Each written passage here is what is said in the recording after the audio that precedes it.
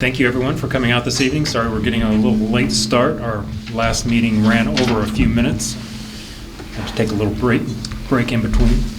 Let's see. I'll call to order this regular meeting of the Board of Education. It's Monday, October 26, 2020. It is 6:09 p.m. Let the record show that all board members are present. If you will, please rise and join me in the Pledge of Allegiance.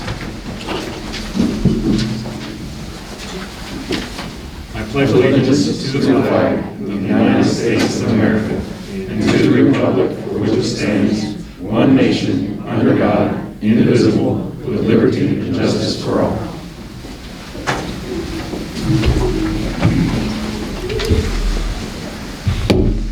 All right, board, before each of you, you have an agenda. Do I have a motion to approve the agenda? So moved.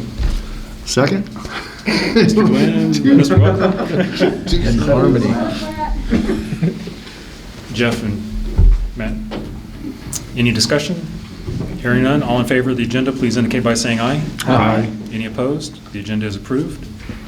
First up, we have recognitions, and I will turn that over to Dr. Glass. Thank you. Well, we're excited. We're excited tonight to honor a Missouri Regional Teacher of the Year.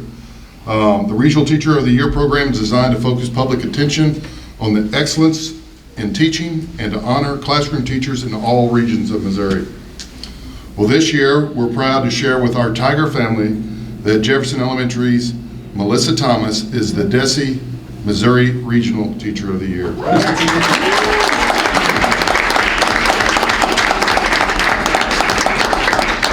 at least got to stand up. You don't have to say anything.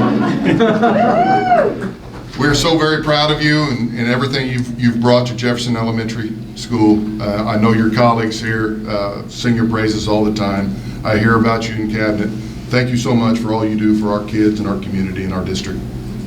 Thank you.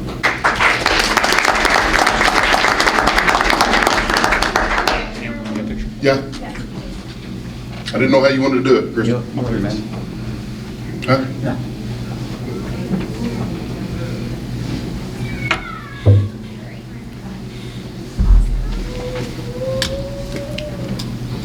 Don't forget to smile.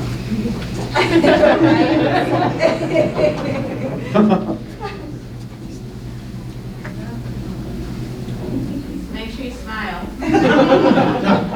Smile. Still tell.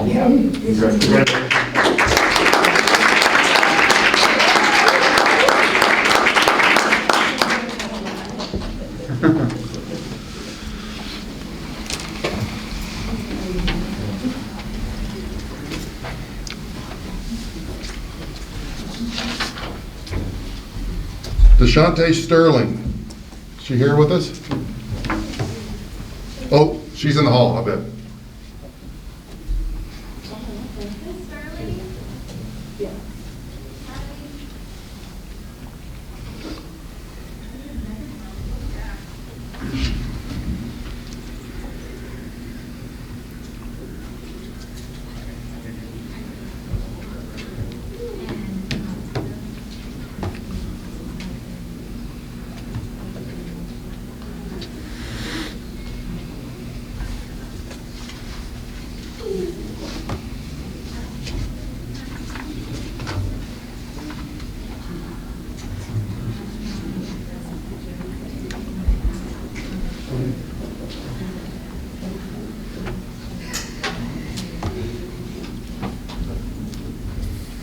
Here she comes.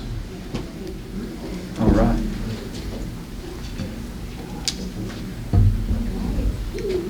DeShante? Miss Sterling, come on up here. We want to brag on you a minute. Governor Parsons and his wife Kathy have always been big supporters of the JAG program. In the fall of the year, the First Lady holds an essay contest for all JAG members. This year's prompt was, once you graduate from high school and begin your career, how do you plan to give back to your community and help others? All Central Academy JAG students submitted their essay and a panel of judges chose the best essay. DeShante Sterling will represent Central Academy on November 10th, 2020 at the Governor's Mansion.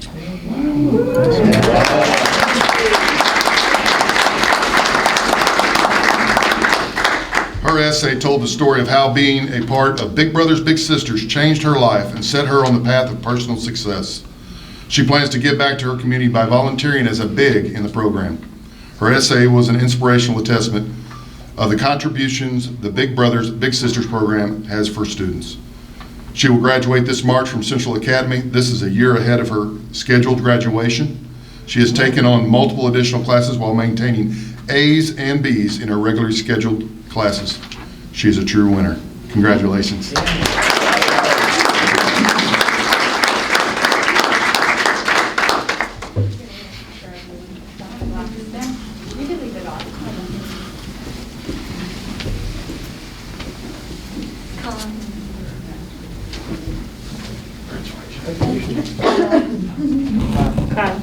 Kyle.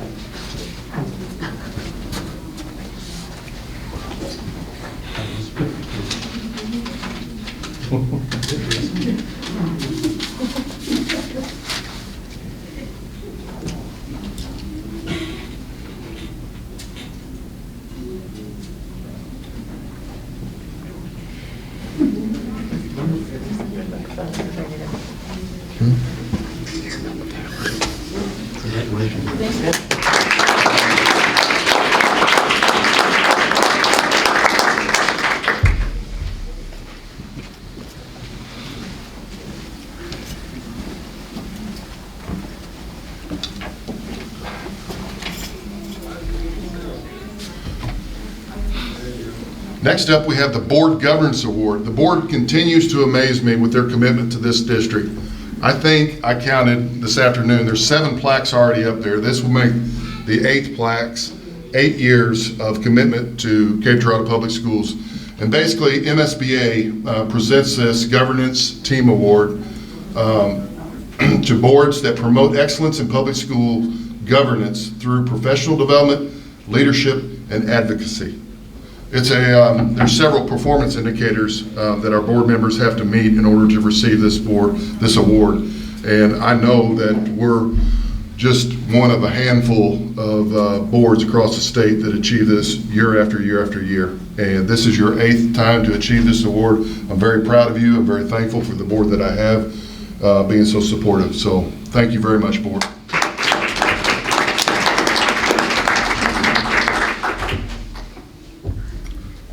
All right. Kristen, you ready?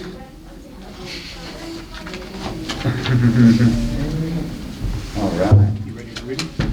Back by popular demand. Yay. You reading? You reading? Beth, are you reading? Okay. Okay. We are pleased to recognize our October Terrific Tigers. These are students from each of our buildings and have been selected to receive the award based on their service to others, their leadership, and their scholarship. It's going to be a little bit different. We've lined them up in the hallway. They're going to come up individually and receive their award. Go ahead and take it. Okay, Scott. Alma Schroeder Elementary, Wesley Kuehl, and apologize for misspeaking here, but 4th grade son of Aaron and Julie Kuehl. Keeley, sorry. Wesley exemplifies what it is to be a role model for his peers. He is dependable to help others, works hard, and shows good character. Wesley is an outstanding young man with unlimited potential. Way to go, Wesley.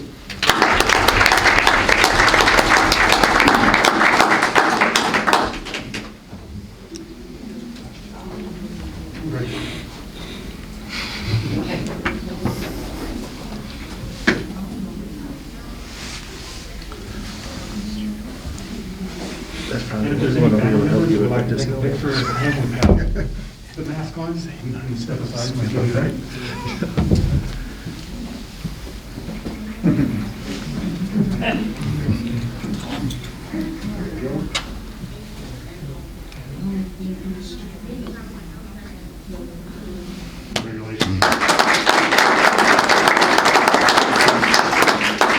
Blanchard Elementary, Henry Booch, 2nd grade son of Thorsten and Maren Booch.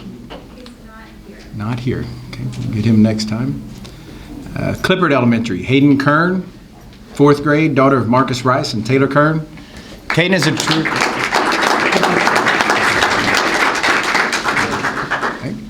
Caden is a terrific Tiger because she is constantly setting an excellent example for her peers by being safe, respectful, and responsible in all settings. She's an incredibly hard worker and is always willing to participate in class discussions and learning activities. Clifford Elementary is lucky to have Caden as a student.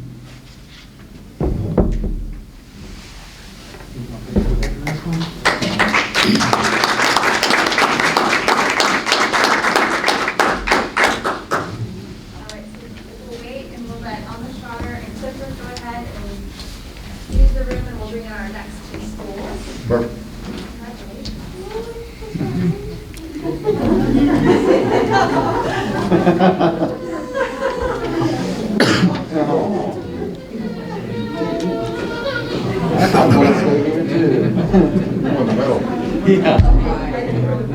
It's his turn.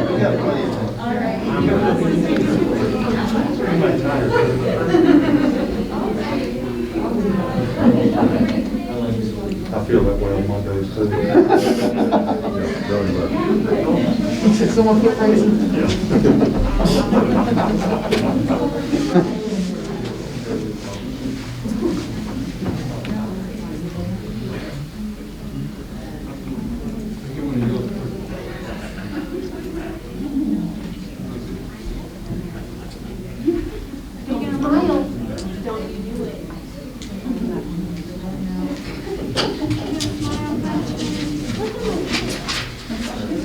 Casey, can you do some announcers music? I can attempt to add some color commentary or something. So. And now. Yeah. Let's get around. Yeah. Little Bruce Buffer, yeah. Yeah. I think Missy has that coming. Yeah, she got it. Yeah. You can get the lights, get ready to roll.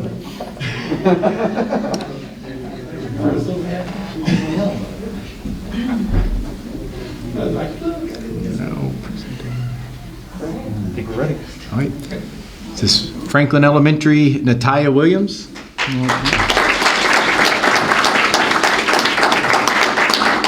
Fourth grade daughter of Brandy Borner. Natalia is an outstanding student. She works incredibly hard each and every day. She's respectful, kind, and caring to her classmates and the adults in the building. She's an amazing role model. Franklin Elementary is so proud to have Natalia as a student. I am proud of you.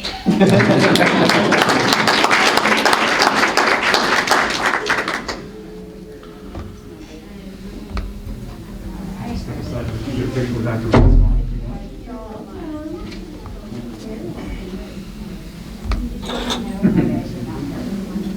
Congratulations.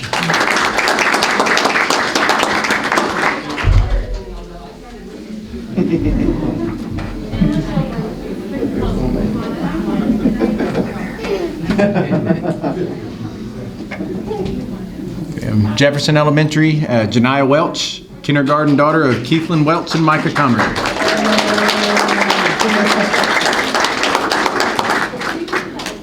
Janiah is a strong young lady who's willing to do all her work by herself, taking responsibility for being ready to learn each day. She makes sure that she is helping all of her friends when they need it, even through Zoom, and has never missed a Zoom meeting. Watching Janiah through a computer screen is a blast, since she has a larger-than-life personality that makes the entire classroom smile.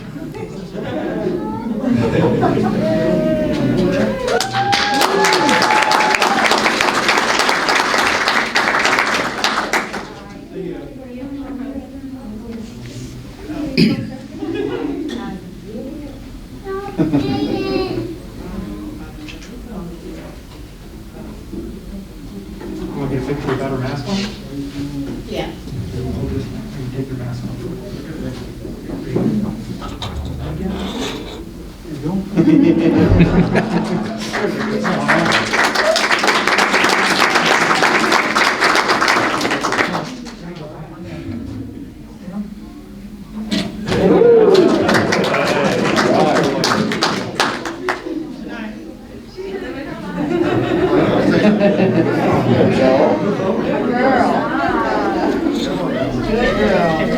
Yeah. The habits they're going to get.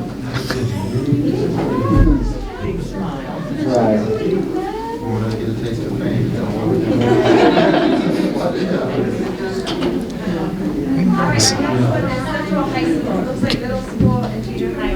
Okay. Central High School, Emma Mcdougall, 12th grade daughter of Scott and Julianne Mcdougall.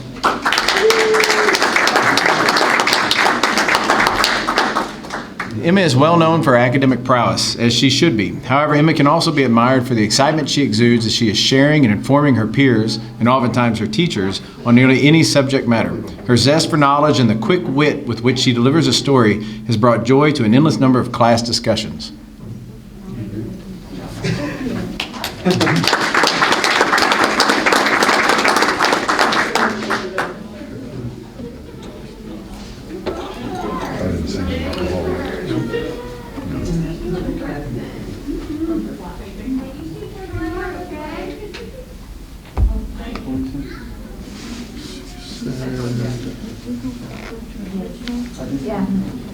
He's with us.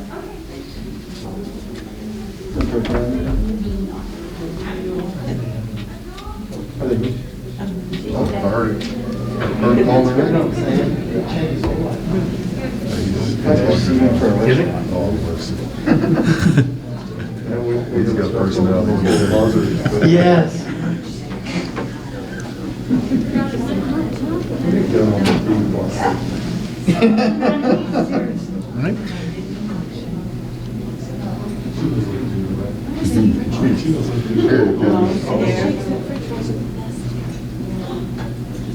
Central Academy, Abdul Gray Sides, 6th grade son of Tiffany Gray.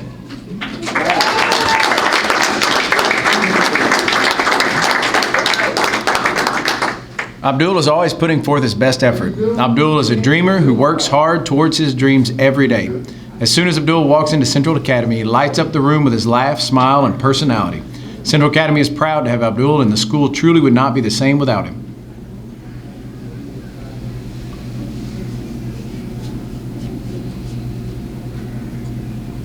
Great job. You can get a picture without his mask on. You want to break for his other mask? You want to close your Take mouth? your mask off. Take it all the way off.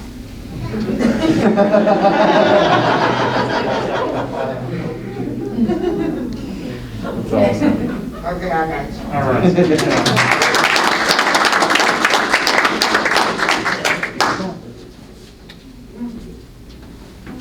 That's it? All right, good.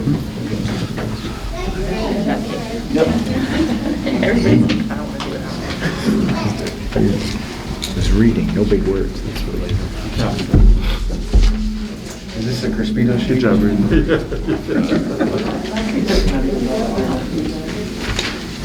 There's just one sheet, right? Yeah, just one sheet.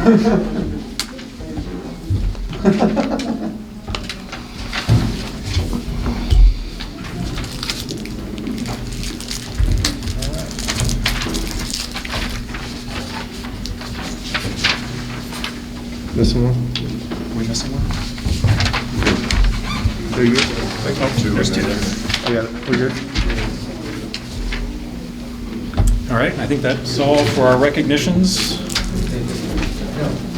So next, we will move on to,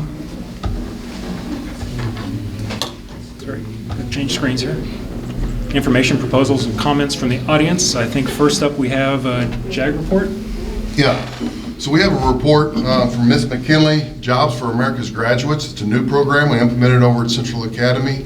I think they're already doing some amazing things. I think we got DeShanta up here that's going to present. Yeah, come on up. Take it away.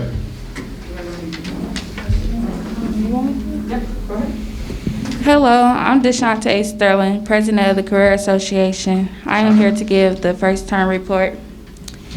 Central Academy had 25 students enrolled in the JAG program for first term and 27 students for second term, 6 of which are new for second term.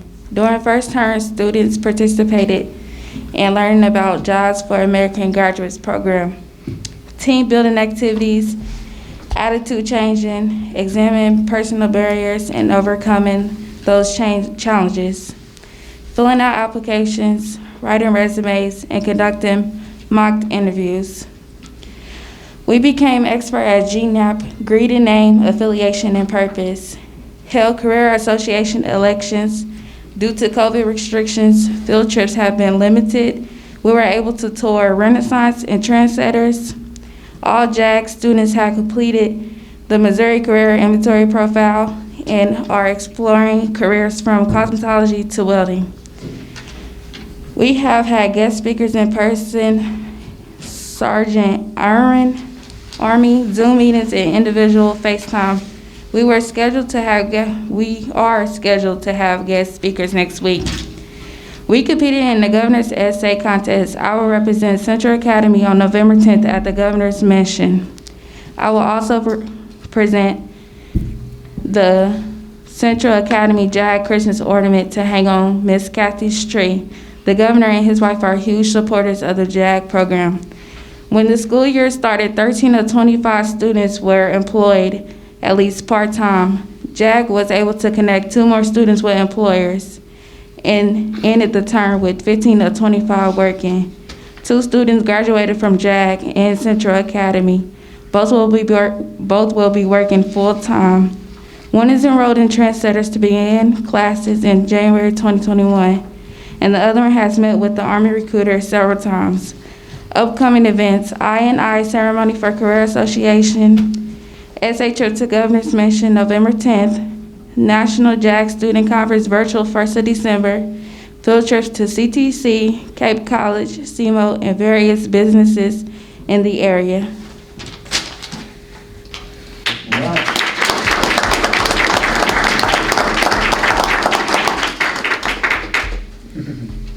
I just want to say thank you so much for the opportunity that Dr. Black, Dr. Binion, the board, and our building administration, Mr. Payne and Ms. Beggs, has given us.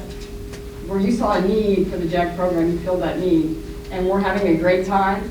If any of you would like to learn more about JAG, you're more than welcome to come and visit us during the day. Thank you so much. Thank you. Thank you.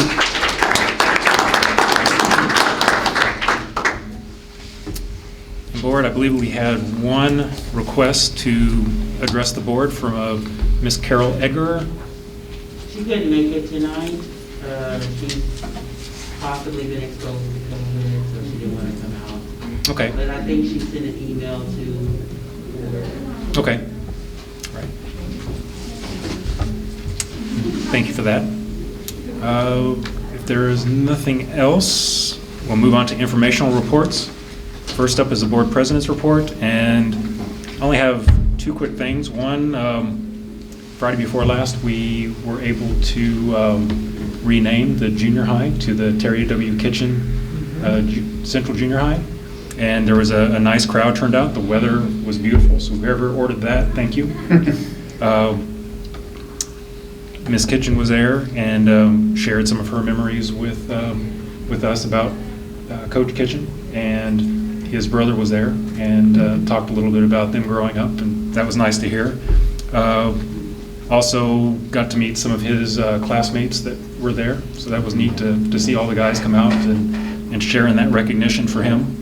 And then Judge Stephen Limbaugh addressed the whole group with some growing up memories that they had together, and just some of the amazing things that Coach was able to do throughout his life and his career, and how he impacted people not only in our community but everywhere that he traveled. And so it was really nice, and I'm glad that the board several months ago decided to allow the renaming of the school, because that was where he started his career and that's where he ended his career, and so it was a good ceremony. So. And they did make commemorative T-shirts for him, so if anyone is interested in a long sleeve, it's a baseball style shirt, they do have them available through the foundation, or probably get them through Kristen. But and then the second thing that I wanted to report on, so there were some students that addressed us at our last meeting that had some concerns about different things that were going on within Central High School. And again, I really appreciated them coming out and sharing their experiences and some of their concerns. And it's my understanding that 2 days after that meeting, they started meeting in a roundtable type discussion, and they're doing a actual book review, book study on a book called Stamped, I believe. And it's a discussion about racism in America and how to stamp out some of those issues. And so I'll be curious to see their reactions and takes from that book study, and hopefully they'll come up with some ideas where they can take what they've learned through that book study into the halls of the schools and make other students aware of some of those concerns. So just wanted to share that with you. And nothing else on my part, so I'll turn it over to the superintendent's report. Thank you, Mr. President. I think we all need to do a little celebrating today because we made it through our first term as of Friday. That's a major milestone where we started the school year, we wasn't sure if we were going to make it through 2 weeks. We wouldn't have done it, of course, without the support of our staff and families. As we continue to stress the importance of social distancing and our masks, they've saved our tail several different times throughout the course of this semester, making sure, when the health department calls us and says, did they have their mask on? And we can say yes, boy, it really changes the game. And so thank you to all that help us to police that, because that is a major deal. I know that some of our younger grades have a more difficult time with this, and I understand that, but overall, we're doing a fabulous job. Thank you, and this is a true team effort. Mr. McDonald hit on Terry W. Kitchen, remarkable man. I had the honor of working with him for several years, and his name does belong on that building. So thank you, board, for taking action on that and seeing that really that building had warranted that name change. We'll be opening up Tigers at Home enrollment next week. We are going to require Tigers at Home families to re-enroll if they wish to continue at home. That's our online learning. We'll be sharing that information with families later in the week. That is, that is a monumental task, and Ms. Turner plays a key role in that, trying to reassign staff members because we got to assign them. If they're going virtual, we got to make classes there. And if they're coming back to school face-to-face, we got to make staffing assignments there and develop the schedules and all that. It's a lot of work. It's a lot of time, and I appreciate her efforts on that. She's done a tremendous job with that. So that's all I have. All right. Does anyone have any questions for Dr. Glass? All right, we'll move on to our program evaluations for this month. We have summer school, which is headed up by Ms. Turner, and we have facilities and grounds evaluation, which is headed up by Mr. Crowell. Those reports were sent out previously. Had a chance to look at them. Does anyone have any questions for either of those individuals? No? All right. Well, thank you both for all you do with those, and I know there's a lot of hard work that goes into them, and hopefully summer school will go without a hitch this year. No telling where we'll be in 6 months. So next we'll move on to our academic services report. We are working on sending people back. We're also trying to figure out what to do right at the moment for our students who are really struggling. So we're trying to get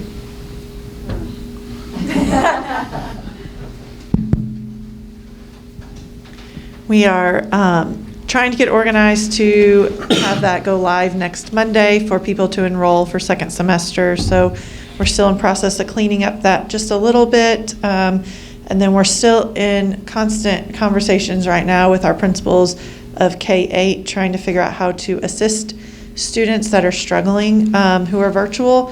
One of the things that K-6 we're looking at doing is some after-school tutoring options that are face-to-face for our virtual kids only. So those should start next week. I'm still cleaning up a few things with elementary. Middle school will have middle school specific days. At middle school, they're looking at 2 days of offering that. And then at the elementary level, we're still working out all the details, but there will be one location every Monday through Thursday, and elementary kids from throughout the district can sign up for any of those days. So if we've got a parent who really wants to bring their student to in-person help all 4 days, they can do that as long as they sign up. Those will be like 4 to 5 is what we're looking, 4 o'clock to 5 o'clock, so it gives time for those other students to clear out. We'll probably use the cafeteria so we can spread out good, and there's no other students in the cafeterias during the day, so we can keep those areas clean for kids, and we'll be very careful with taking temperatures and hand sanitizer. Everybody will wear masks all the way up and down if they come to those, because we know parents chose virtual for a reason, but we also know that we have kids really floundering right now, and we need to figure out how to give them some face-to-face help.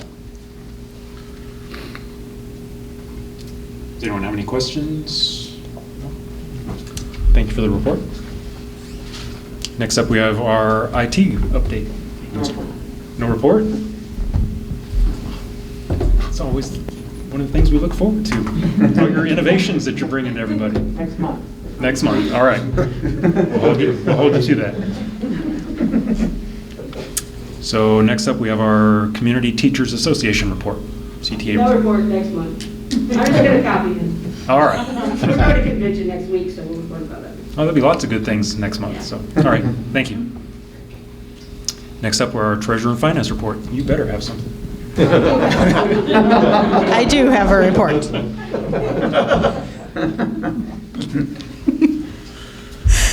Okay, this report is for September. Started September 1st, the general fund with a beginning fund balance of $10.6 million. We received revenues of a little over $900,000, expenses of $1.7 million, transfers of $1.4 million to the special revenue fund, which covers our teacher salaries. And this month also is when we make our bond payments. We make our principal payments for our bonds. So you'll see under the debt service fund, we made $1.1 million in principal payments on the bonds. That leaves us with an ending fund balance in the general fund of $8.3 million. The banks that the cash is invested in is listed below. Does anyone have any questions? Okay, thank you. Thank you. Next up is our Support Services report. Mr. Crowell.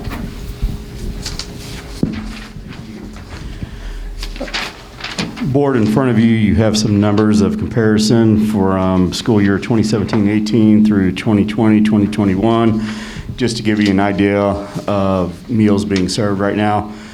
As you compare the different years, you can see that numbers are down on meals, but a lot of that has to do with Tigers at Home. Our enrollment face-to-face is down than what they've been in past. We're still averaging around 250 meals a day for our Tigers at Home through the pickup line with the junior high. As we move on, starting tomorrow, there will be multiple meetings take place with our design firm for the Jefferson project. We have 3 different buckets that we're dealing with. There'll be a pool discussion, remodel discussion, and the pre-K discussion, and pretty much all day will be taking place with those meetings. Those meetings are basically for the stakeholders, so we'll have representatives from the Parks and Rec Department to discuss the pool. We will have a designer on site at Jefferson to meet with the teachers and the staff there, and then we'll have another meeting in place to specifically talk about pre-K that Ms. Keys will lead on that. So those meetings are just a step in the process as we finalize the design, as we build documents to go out for bid in the project and so on and so forth. So just letting you know that that will be taking place tomorrow. Later this week with professional development, we'll be back out in the buildings like we were early in the year. Several of our schools will get some ALICE training.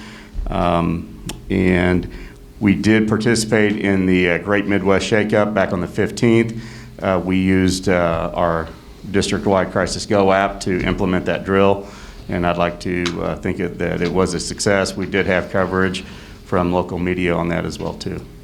Other than that, nothing further to report unless you have any questions. On the Tigers at Home, the meals that you said there are about 250 a day? Yes. So that's a lunch and a breakfast that goes. Okay. Are those students, are they still picking them up at just a single location, or is there? Currently, we're still at a single location at the junior high, yes. Has there been any discussion about splitting it out to different buildings? Not at this time yet, because we're able to absorb it at the junior high. But we had thought if the numbers got any higher, then we'd look at branching it out, but it stayed pretty steady at 250 on average.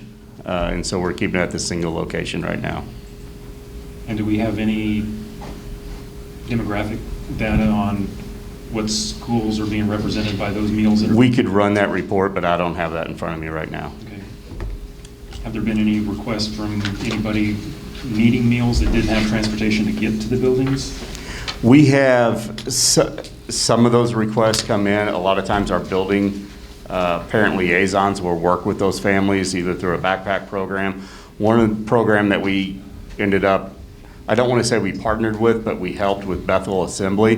They're now every Monday evening, they're running a meal program as well, and we've put that information out to our families where they're providing 7 meals. They call it 7 dinners and a gallon of milk, or 7 dinners, a snack, and a gallon of milk, and that they're providing for up to 500 families a week, and we're pushing that information out throughout our district as well, so families that are in need can go every Monday night at the 4-H building at Arena, and it's basically just a drive-through. They have volunteers set up. They will hand the families the meals, and then they'll be good to go. Bethel is also doing some delivery as well, too, with that program. And again, I fall back, our parent liaisons are helping somewhat as well with that, too. Anytime, can I add to that? Sure. Anytime we get a request from a family, if there's a food issue, it's filled that day between Care to Learn. Care to Learn and Mcdougall through the foundation and our local churches, we fill it within the day if there's a request for food.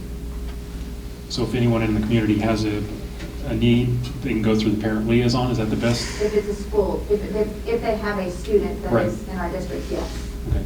And if they relaxed the requirement where the student has to, every student has to be there to type in the code, or? So we have to have an ID that the student is registered in our district, but the student doesn't necessarily have to be in the vehicle anymore. Okay. That has been relaxed. That was a waiver that came out probably about 3 weeks ago.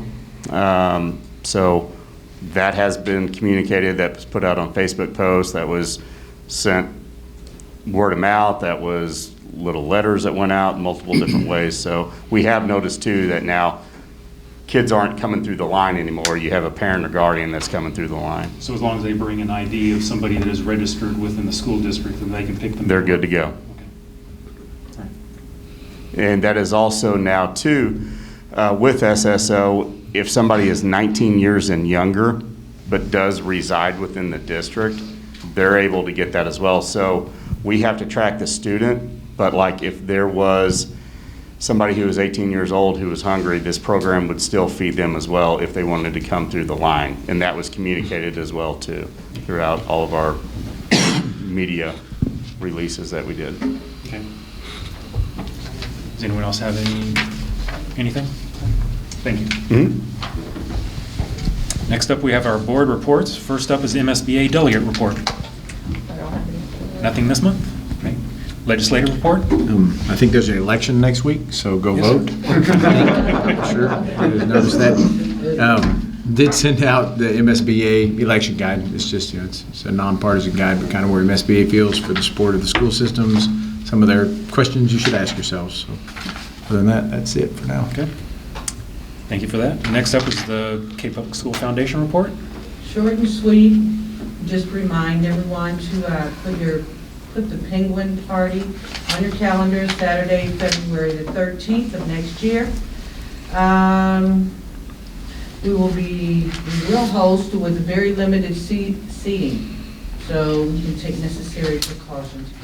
Also, the foundation will be announcing our innovative grant recipients within the next month. That's it. I do know last year they had just a little over 400 people, and this year they have to limit it to 250, so it's first come, first serve. So if you're interested in going, and we're going to get a table together sooner than later is better. Awesome time. And it is at Drury at the convention center, so same location. Next up is consent agenda items. So this month we have minutes of previous meetings, September 28th, 2020. There's 2 sets of minutes there, and payment of bills. Those were sent out previously. Do I have a motion to approve the consent agenda items? So moved. Second? Mr. Glenn, Ms. Ware, any discussion, questions? Hearing none, all in favor of those items, please indicate by saying aye. Aye. Any opposed? Consent agenda items are approved. Next up, we have our business items. First is our second reading and adoption of board policies. Get those pulled up.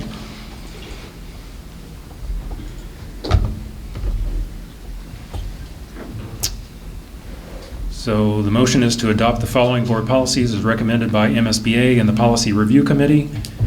Those policies are ACA, which is sexual harassment under Title IX, BBFA, which is board member conflict of interest and financial disclosure, and GBCA, staff conflict of interest, DC, which is taxing and borrowing authority limitations,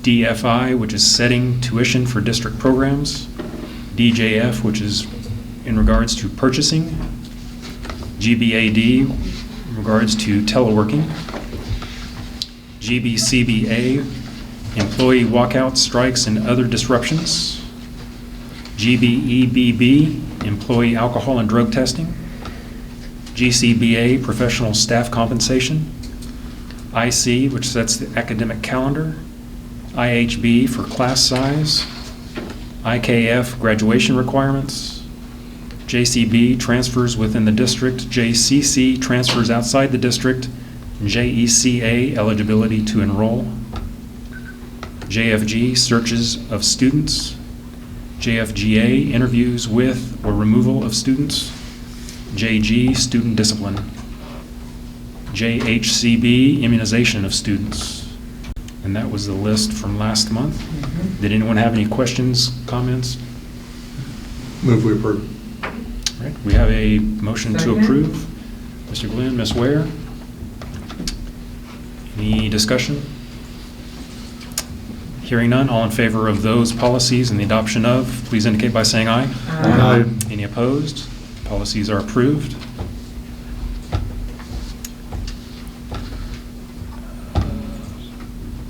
Next up, we have, one second. Here we go.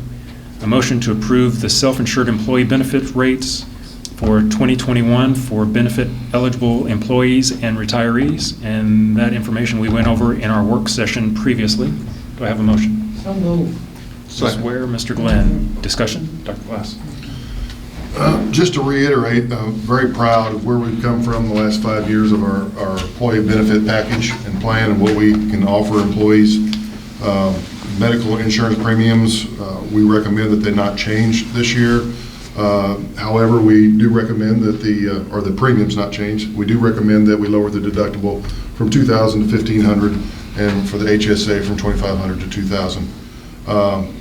We're still seeing significant fund balances in our healthcare plan that allows us to do great things and pass those benefits along to our employees. And as long as we're maintaining the fund balances, we propose that we continue to do that. So feel pretty good when I compare it to other municipalities and other school districts. We are really looking good out there. So this will be our 7th year, correct? Self-insured? Yes. 5. Put that on the form you, or the paper you gave us in the 2015 is when, January Okay. 1st, 2015. So this will be our going into a 6th. Going into 6 year. So I'm just proud of all the work that you guys have done and allowed us to save significant amount of money. I know 5 years ago when we were looking at it, we were going to have 14% increases in premiums, and the deductibles were going up significantly, which really impacts our employees. And by going to a self-employed program, we've not only been able to save over $4 million, but we've reduced the amount of premiums and held them actually lower than anybody else in the area could even imagine. And now we're reducing deductibles, which impacts our teachers and our staff. So, plus we give them additional benefits within that compensation package. Absolutely, yeah. And like I said earlier, the overall package is worth market value, street value, if you will, right at $8,500. So significant. All right. Anyone have any questions, comments? Hearing none, all in favor of approving the self-insured employee benefit rates for 2021 for benefit eligible employees and retirees. Please indicate by saying aye. Aye. Any opposed? That is approved.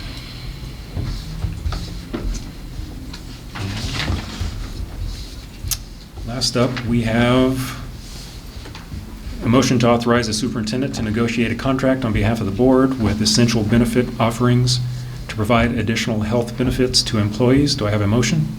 So moved. Ms. Glenn, Ms. Ware, discussion. Dr. Glass? Yeah. So we had the opportunity with Salary and Welfare to listen to a couple different companies present on a kind of an add-on benefit package that offers a variety of conveniences for our employees. And Salary and Welfare took a look at EBO and 180 Healthcare, and listened to both companies and compiled a list of perks that each one offered, and sent out that survey. And with that survey, there were 50.6% that said they would love to stay with EBO. 20.8% wanted to go with 180, 19.3% had no preference, and a slim margin said they wouldn't use either service. So the Salary and Welfare met and decided that they would stick with 180. 180's done, or EBO. EBO's done a lot of various things for us, including flu shots this year. They gave those to us at the Health and Wellness Fair for free. They're stepping up and they're giving, they're becoming our service provider for all the COVID tests that the state is donating to us. They went above and beyond in my book, and so that's my recommendation that we stick with EBO Healthcare. Okay. And I got to say that both companies were very comparable. Both offered great benefit, and I appreciate them coming forward. Okay. And I believe there was somebody that had wanted to address the board regarding a concern they had. Ms. Gast?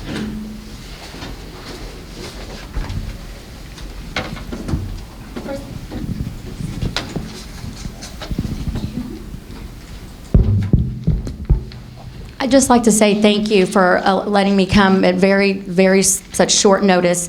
I would not be here if I did not think that we are 100% more suitable for Cape Public School employees than EBO. And I am asking that you reconsider and vote no for EBO and come on board with 180 Healthcare. And I'm going to tell you there are such distinct differences in the two companies. We are matching their cost. You pay $50 per employee. We are matching that. So that is exactly the same. But what we can offer is so much more. The survey, we're asking that you be the 69% of people that did not vote. The vote went out and such a small amount of people did in fact vote, but 69% did not. So we're asking you to be the voice of those people. Such huge differences in the two. We are offering free gym memberships that equal $245,000 worth of money per year. We are giving free skin checks, mole removals, different things of that nature that total $177,000 worth in a year to all of your Cape School employees. We also have a pediatrician, we have internal medicine, we have family medicine. We are bringing in an allergist. He has just finished his credentialing process. COVID kind of took a long time for him to get credentialed. So all Cape Public School employees will have priority access. I already have a wait list for the allergist, but we will give Cape Public Schools, and only Cape Public Schools is getting this. Nobody else is getting the free skin checks. But you will have priority access to our allergist. We also have telehealth, but it's not just for the employee, it's for the entire family of the employee. And it doesn't matter how many family members live in the home.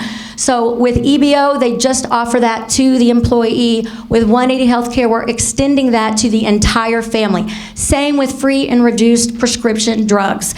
That only goes right now to the employee. 180 Healthcare is providing that to everybody in the family, regardless if there's 10 people, 5 people, or what. They're going to get free and reduced prescription drugs. COVID testing is only $125. I know they charge $175. It is so clear the benefit that you would be getting with 180 Healthcare. We have more providers in different cities. I know there was an email sent out, you can read through there, but these are just the highlights of what we offer versus what they currently offer. It is, I mean, it's just so clear to us, and we would love to take care of the employees that take care of our kiddos. I mean, it's important to us. Again, we ask that you vote no for EBO. We would love to be your providers. We would love for you guys to come on board with 180. Like I said, we can offer you so much more, and it's at the same cost. So your $50 can go a lot further with 180 than they ever could with EBO, because EBO does not have the capability of bringing you a dermatologist, an allergist, and other specialists as we need them in the area. So thank you so much. I know it's a long night. I appreciate you letting us come. Kyle, thank you for letting me come at such short notice. Again, this is so important for us, and we would love for you to reconsider and vote no for EBO. Thank you.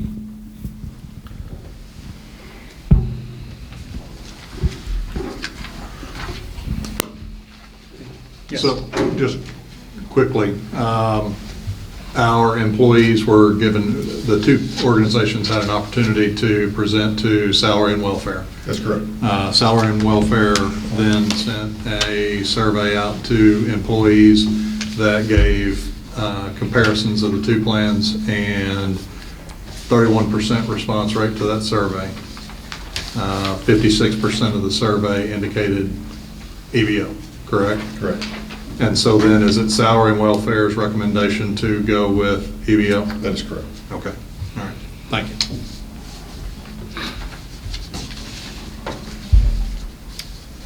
Anyone else have any questions, comments, concerns? Okay. All right, so the motion on the floor is to authorize the superintendent to negotiate a contract on behalf of the board with Essential Benefit Offerings, EBO, to provide additional health benefits to employees. If there's no further comments, questions, all in favor, please indicate by saying aye. Aye. Aye. Any opposed? The motion is approved. And that concludes the business for the evening.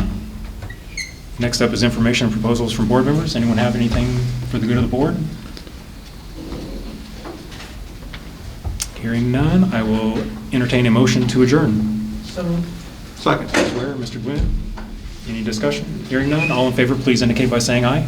Aye. Any opposed? We are adjourned.